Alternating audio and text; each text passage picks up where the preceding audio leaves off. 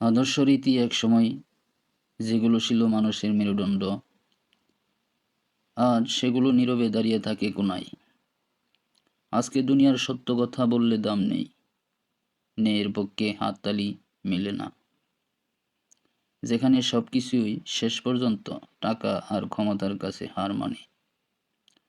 মানুষ বদলায় না, বদলে যায় তার অগ্রাধিকার। যেখানে আদর্শ ছিল আগে, সেখানে এখন হিসাব। যেখানে বিবেক ছিল, সেখানে এখন সুবিধা। টাকার শব্দ এত জোরে বাজে যে আদর্শের কণ্ঠস্বর চাপা পড়ে যায়। ক্ষমতার ছায়া এত বড় যে মানবাধিকার ছোট্ট হয়ে যায়। তবুও কিছু মানুষ এখনো হেরে গিয়েও হার মানে না, কারণ তারা জানে আদর্শ হারতে পারে কিন্তু মরে না। একদিন না একদিন এই নীরব আদর্শই আবার প্রশ্ন করবে টাকা আর অহংকারকে।